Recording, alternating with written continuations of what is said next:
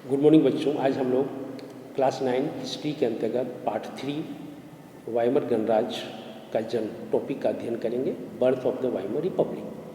तो बच्चों, 20वीं शताब्दी के शुरुआती सालों में जर्मनी एक ताकतवर साम्राज्य था।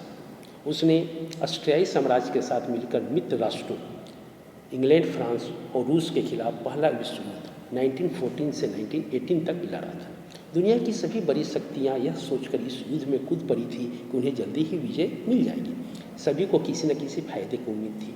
उन्हें अंदाजा नहीं था कि यह युद्ध इतना लंबा खींच जाएगा और पूरा यूरोप को आर्थिक दृष्टि से निचोड़ कर रख देगा। फ्रांस और बेल्जियम पर कब्जा करके जर्मनी ने शुरुआत में सफलताएं हासिल की, लेकिन 1917 में जब अमेरिका भी मित्र राष्ट्रों में शामिल हो गया तो इस खेमे को काफ़ी ताकत मिली और आखिरकार नवंबर 1918 में उन्होंने केंद्रीय शक्तियों को हराने के बाद जर्मनी को भी घुटने टेकने पर मजबूर कर दिया। साम्राज्यवादी जर्मनी की पराजय और सम्राट के पद त्याग ने वहाँ की संसदीय पार्टियों को जर्मन राजनीतिक व्यवस्था को एक नए सांचे में डालने का अच्छा मौका उपलब्ध कराया। इसी सिलसिले में वाइमर में एक राष्ट्रीय सभा की बैठक बुलाई गई और संघीय आधार पर एक लोकतांत्रिक संविधान पारित किया गया। नई व्यवस्था में जर्मन संसद यानी राइखस्टाग के लिए जनप्रतिनिधियों का चुनाव किया जाने लगा। प्रतिनिधियों के निर्वाचन के लिए औरतों सहित सभी वयस्क नागरिकों को समान और सार्वभौमिक मताधिकार प्रदान किया गया। लेकिन यह नया गणराज्य खुद जर्मनी के ही बहुत सारे लोगों को रास नहीं आ रहा था। इसकी एक वजह तो यही थी कि पहले इस युद्ध में जर्मनी को पराजय के बाद विजयी देशों ने उस पर बहुत कठोर शर्त थोप दी थी। मित्र राष्ट्रों के संघ के साथ वर्साई में हुई शांति संधि जर्मनी की जनता के लिए बहुत कठोर थी और अपमानजनक थी। इस संधि की वजह से जर्मनी को अपने सारे उपनिवेश, तकरीबन 10% आबादी, 13% भूभाग, 17% लौह भंडार और 16 और 26% कोयला भंडार फ्रांस, पोलैंड, डेनमार्क और लिथुआनिया के हवाले करने पड़े। जर्मनी की रही सही ताकत खत्म करने के लिए मित्र राष्ट्रों ने उसकी सेना भी भंग कर दी। युद्ध अपराध बोध अनुच्छेद वार गिल्ट क्लाउज के तहत युद्ध के कारण हुई सारी तबाही के लिए जर्मनी को जिम्मेदार ठहराया गया।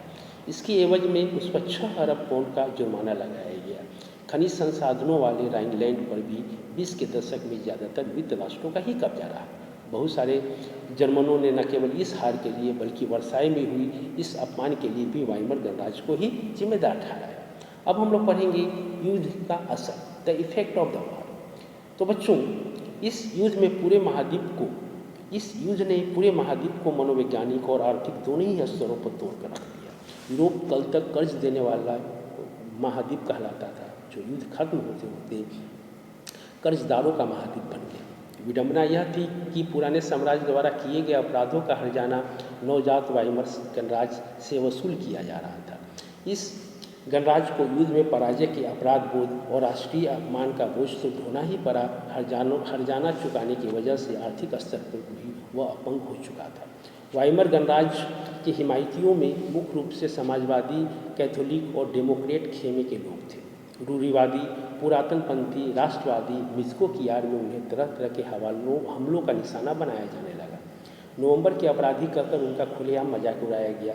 इस मनोदशा का 30 के दशक के शुरुआती राजनीतिक घटनाक्रम पर गहरा असर पड़ा। पहले महाद्वीप ने यूरोपीय समाज और राजनीतिक व्यवस्था पर अपनी गहरी छाप छोड़ दी थी। सिपाहियों को आम नागरिकों के मुकाबले ज़्यादा सम्मान दिया जाने लगा।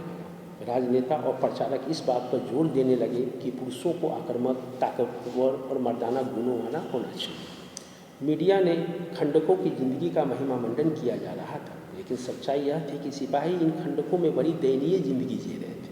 वे लाशों को खाने वाले चूहों से घिरे रहते, वे जहरीली गैस और दुश्मनों की गोलाबारी का बहादुरी से सामना करते हुए भी अपने साथियों को पल पल मरते देखते थे। सार्वजनिक जीवन में आक्रामक फौजी प्रचार और राष्ट्रीय सम्मान व प्रतिष्ठा की चाह के सामने बाकी सारी चीज़ें गौण हो गई। जबकि हाल ही में सत्ता में आए रूढ़िवादी तानाशाही को व्यापक जनसमर्थन मिलने लगा। उस वक्त लोकतंत्र एक नया और बहुत नाजुक विचार था, जो दोनों महाद्वीपों के बीच पूरे यूरोप में फैली और स्थिरता का सामना नहीं कर सकता था। तो बच्चों, ये था वाइमर गणराज्य का जन्म और युद्ध का असर, ये 2 टॉपिक पर चर्चा कल। हम लोग अगले टॉपिक 3.1.2 पर चर्चा करेंगे। तब तक के लिए